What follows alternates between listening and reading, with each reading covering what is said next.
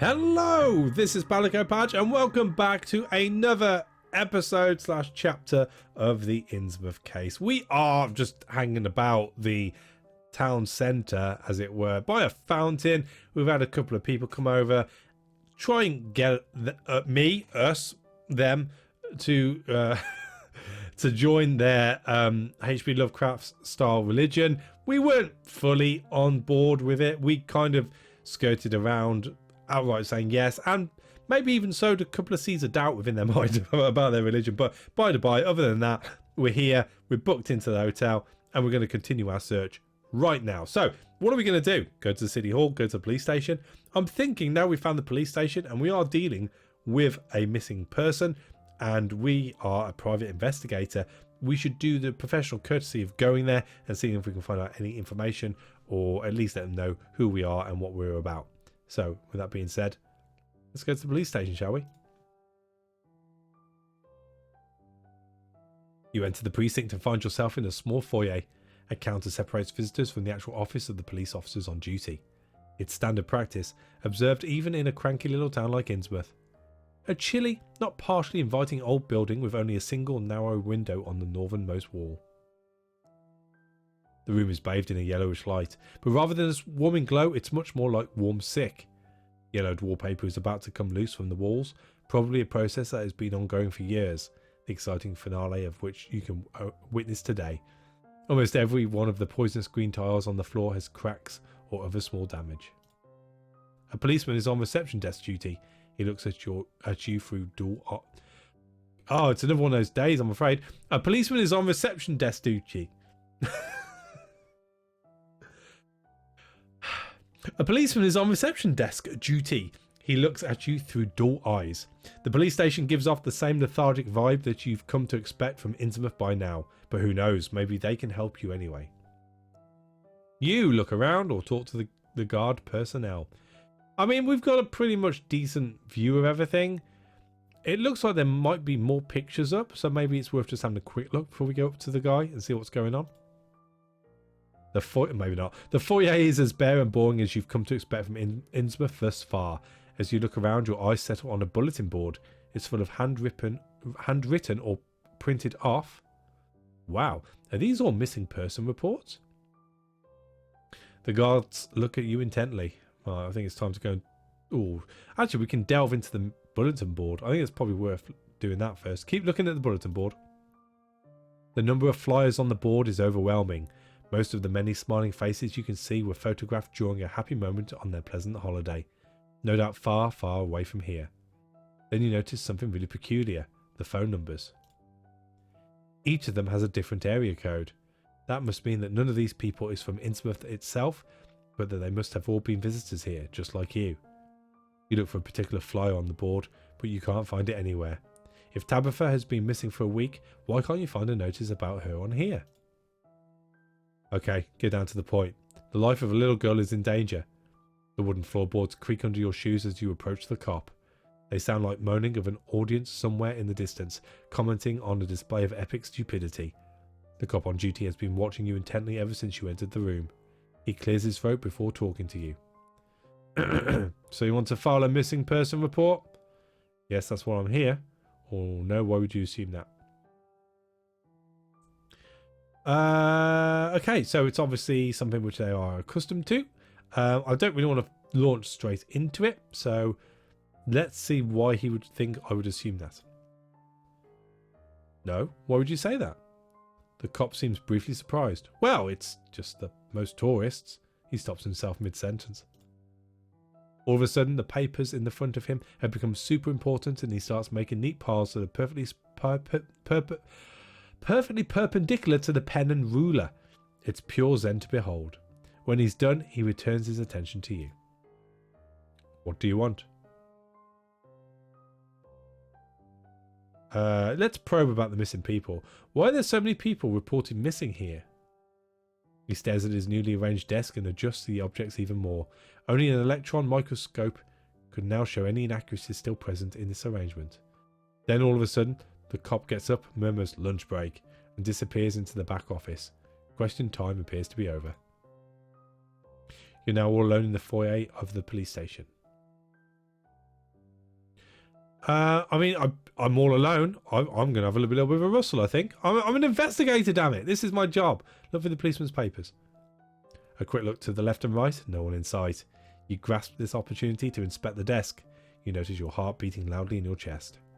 You start rooting through the cop's papers, but sadly you can't find anything apart from crossed out tic-tac-toe games and amateur doodles. A worrying amount of people are strung upon the gallows. He's definitely not made any recent notes that you consider useful. Why did the man have 18 cucumbers on his shopping list? Probably best not to ask. Disappointed, you step away from the desk. You keep looking around. Initially, upon inspection, the foyer doesn't reveal anything new. Behind the entrance door, in a blind spot, you notice a yellowed poster with the slogan, "Bouncer the dog says, paws off the drugs." Underneath there's a faded drawing of a dog riding a unicorn over a rainbow. You can't help thinking that the poster has a contradictory message. You look up to the ceiling and notice a CCTV camera you hadn't spotted when you entered the station.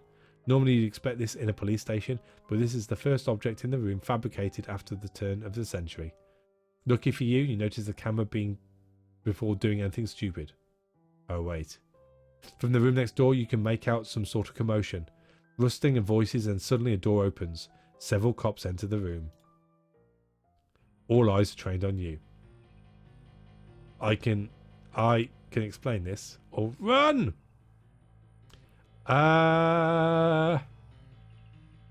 Yeah. I can explain this? I mean, it looks guilty if I run. I can explain. I'm going to try and work my way out of this. I can explain. You say and preemptively raise your hands, although no gun is being pointed at you. Your intuition is, you have to admit it, usually pretty useless. But something's stirring right now and all signs point to danger. These people are not here to help you. They're watching you and trying to trip you up. The cop you were talking to earlier has dropped his apathetic facade. He now reminds you of a shark circling a broken shark cage, with you inside the cage. Oh really? Go ahead, sunshine, he says with a malicious grin. What were you doing just now? Obtaining unauthorized access to police documents is a crime.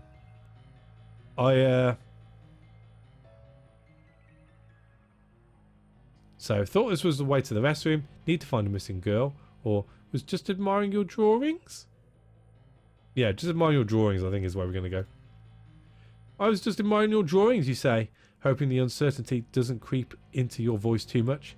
The men in the background make a step towards you, but the guy in front, the same you were talking to earlier, raises his hand authoritatively to stop them. He furrows his brow. Do you really like them? Your mouth is suddenly drier than a rice cracker in the Sahara Desert. Oh, yes?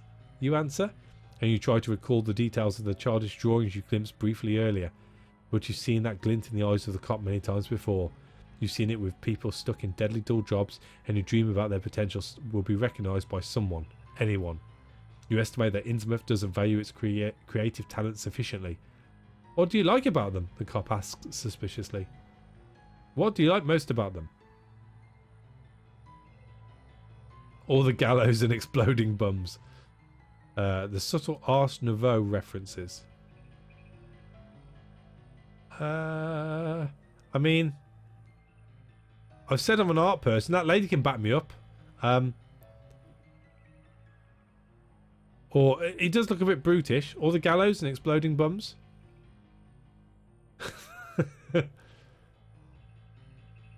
I mean, he doesn't come across as not intelligent, but he doesn't come across as intelligent.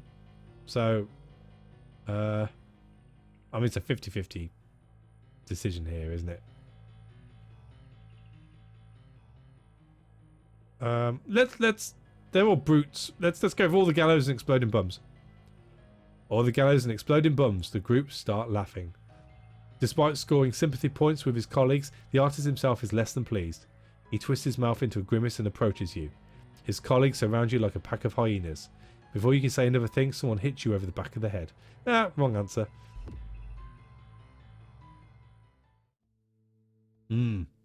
Presume I'm in jail right now. Your head is pounding and you feel numb and lethargic. You fade in and out of consciousness.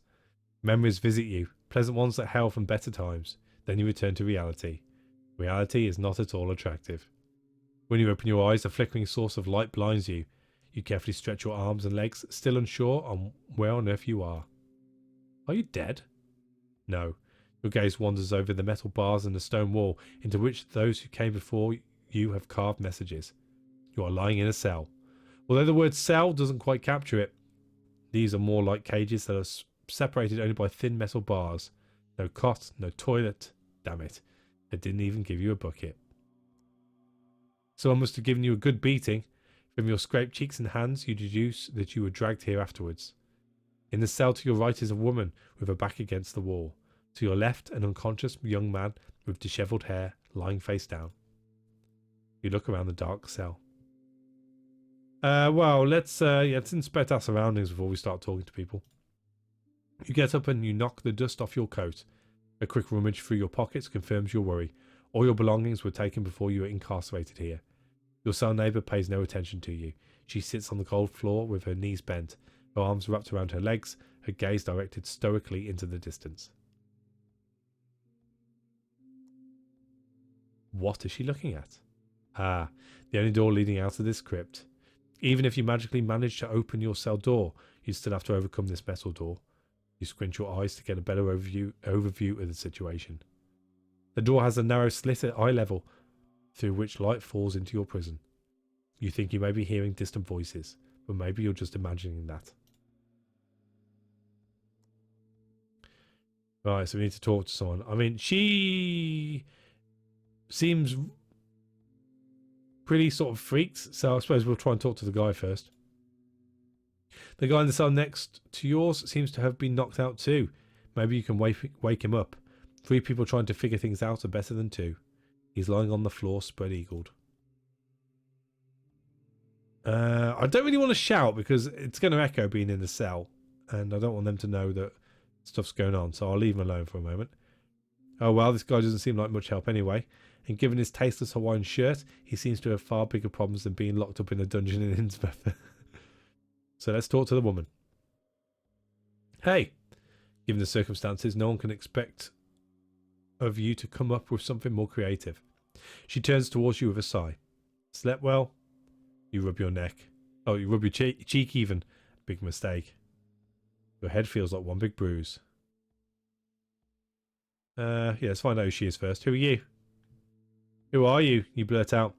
That question could have been phrased a bit more elegantly, but this is perhaps not the time for formalities. Kate, my pleasure. The woman replies monotonously. I'm here for the exact same reason as you, I suppose. She listlessly starts imitating a falsetto voice. My little girl is missing. I'm so worried. An accurate portrayal of Dahlia. You have to give her that. And this? She nods towards the peacefully slumbering surfer dude. Is Lonnie, who was here on vacation. She laughs softly. What's going to happen to us now? Is on one of many questions in your mind right now. At least it's in the top 3 of your questions. In addition to how can a degenerate man from Innsmouth knock you out so easily? And would the telekinetically gifted, even mutant twin in this horror movie from the 80s have become much nicer had his parents not baptized him? Belial. But Steve. The woman frowns at you. How the hell should I know? She looks away from you and, as before, stares at the metal door at the end of the room. Then there are scrambling, rattling sounds. The door is being opened. But I guess we're about to find out. Hard to tell which is worse, the squeaking sounds of the rusty hinges or the light flooding the basement room and blinding your eyes. A figure approaches. Oh, didn't mean to press that. False click. Something's going on. The policeman's here. The policeman looks down at you with a condescending grin. Then he fumbles with the lock on your cell. From the corner of your eye, you can see that more visitors are entering the cell room. They seem less amused by the situation, chewing on their balding lower lips. They keep an eye on you and the other 2.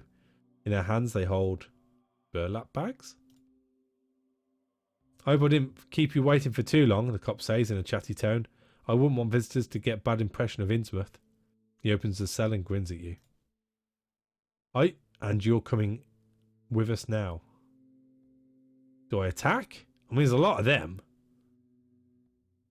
But they did hit me first, and they're obviously not legitimate police people.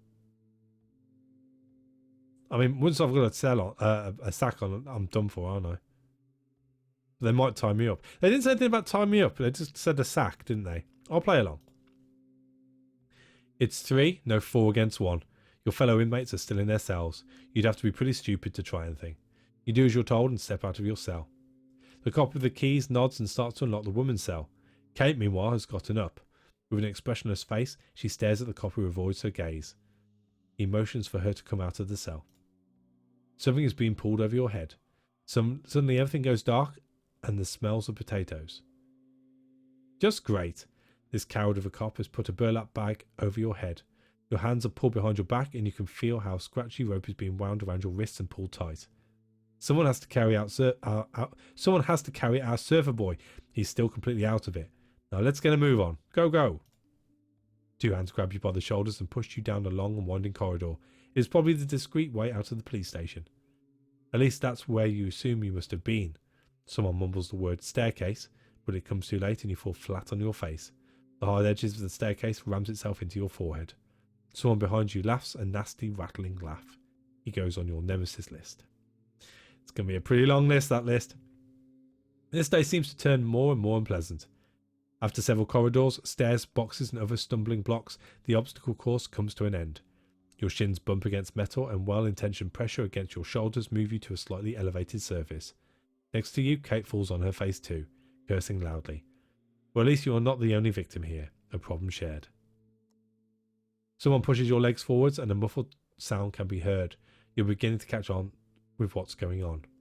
An engine sound confirms your suspicion. You are being transported in some sort of car. You're still pondering where you might be taken when you are being thrashed painfully against the metal wall as the car makes a sharp turn. Still don't know where we are. It is when the car races down the 3rd cobblestone road that you stop being able to tell how long you've now been in the car. You also stop counting the number of bruises you've acquired on this trip. By now, you have also given up trying to get into an upright position. During the ride, you keep bumping into Kate and the dopey surfer guy. He seems to have woken up from his nap by now, and every pothole the car drives over, he enthusiastically shouts, "Party!" or "Woo!" from inside his burlap bag. Your personal and eternal vengeance list has been replaced by a wipe Innsmouth off the face of the earth plan, which seems far more doable and pressing. The car ride seems to go on forever. Yeah, Lonnie seems like a waste of time. Let's talk to Kate. As you lie there bound and gagged and hooded in the darkness, it occurs to you that this is the perfect opportunity to get to know the woman next to you better. As your gagged bodies roll back and forth on the shaky ride, you ponder what to say to her. You clear your throat. Flirt with her, or so you're also a private investigator? Yeah, let's find out about her. So you're also a private investigator? Yep. Kate enunciates the P very clearly. In your experience, that's never a good sign. And did you manage to find the girl? Did you spend the night with Mrs. Marsh? So no one's going to be inquiring after you either. That sounds more like it. So no one's going to be inquiring after you either. You try to sound sympathetic. The woman gives a short, dull laugh. You're a clever one, aren't you? You smile. That was an actual compliment, wasn't it? As you lie there bound and gagged and hooded in the darkness, you decide to simply wait it out. What further trials must await you? Suddenly, your weight shifts around. Seems like it's going downhill. Everything feels even bumpier than before until the car comes to a sudden halt. The front doors of the van squeak open and then are slammed shut again. You can hear voices outside. Quite a lot of voices. Some cheerful laughter too. The door to the back of the van is now being unlocked. People shout, "Go, go, go!" and several hands grab your calves and drag you out of the van. Now there are even more hands tightly clasping your arms, shoulders, and you notice a little alarmed your hips too. Unpleasant. I mean, what am I going to say at this point? I don't even know what I'd say. I mean, it's probably best to try and take in as much as we can. They're not going to change them. By me saying something is going to change what they're doing, so let's just be quiet. You decide to retain your dignity and wait. Maybe these gentlemen are more keen to talk to you once they've brought you to wherever they're supposed to deliver you. The stress and responsibility of kidnapping, tying up and carting innocent tourists off into the night must be weighing heavy on their shoulders. With a jerk, the hood is pulled off your head. You find yourself on the beach. The sea is rippling in the far distance. It must be a low tide. You and your fellow captives are surrounded by several sinister-looking men. The only thing that this pitchfork mob is missing are torches and, well, pitchforks. Their leader steps in front of you and points in the direction you're supposed to walk. In between a jagged rock formation, you can make out a hidden path that seems to be leading into the inside of a rock cave. Goes down quite steep. Watch your step. You don't want to be impaled by stalactites. Yeah, I mean, screw it. We've got enough to lose at this point. You mean stalagmites. Stalagmites, you pipe up. What? Stalactites form in the ceiling of caves and point downwards. So what you're referring to as something hits you at the back of the head. Dagon doesn't like wise guys, someone snarls. Oh, please. You're not too far off with the torches. The villagers distribute old-fashioned oil lamps among themselves before you all enter the cave. Your shoes are soaked full of salt water after only a few steps, but you barely notice. The lamps in front of you reveal ever new paths, twists and turns, and after what feels like an eternity, you wonder if by now you have traversed the entirety of Innsmouth Underground. Where might they be taking you? I mean, there's no harm in looking over my shoulder as opposed to just keep walking, so let's have a look over our shoulder. When the path ahead seems to be reasonably level, you risk a look over your shoulder. Two of your kidnappers walk directly behind you. Between them, you can see Kate's face in the flickering light of a lamp. Her serious, impenetrable facade has cracked, and you notice visible concern on her face as she stares into the darkness that lies ahead. Before you can make out Lonnie anywhere, the people walking behind you push you. Look to the front.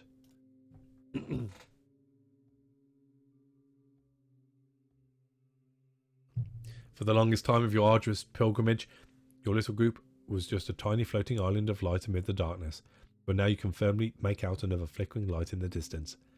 It's a simple light, yet it is enough to give you hope that you won't die in subterranean darkness. As you approach the source of the light, you recognise two men in dark, strangely patterned robes. Both carry a torch in their hands and jagged staffs that look a lot like pitchforks. Everything is ready, one of them shouts over to you. The man walking in front of you just waves back without actually replying.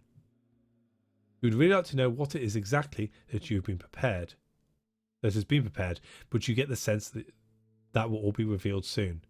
You follow your two captors down a narrow passage that has been carved into the rocks of the cave. Columns decorated with ornaments support the ceiling of the cave. You are now in a winding corridor, and you can't make your mind up as to whether you think that the walls are man-made or not. The walls seem to be shifting and moving depending on how the light illuminates them. Then you have arrived. And we have arrived at our destination. I think this is a good place to pause it. I feel like the next episode is probably going to be the last. Things have escalated very, very quickly. But I don't really want to delve too much deeper into it, not knowing how long it's going to take. Seems we're around about the sort of episode length that I want these to be. Any longer, it gets boring. Essentially, I'm reading a book to you, so let's not push our luck as far as that's concerned. And we'll also be able to scrape out another episode next time around. So thank you for watching. As always, a like is appreciated, and I will indeed catch you on the next one. Take it easy.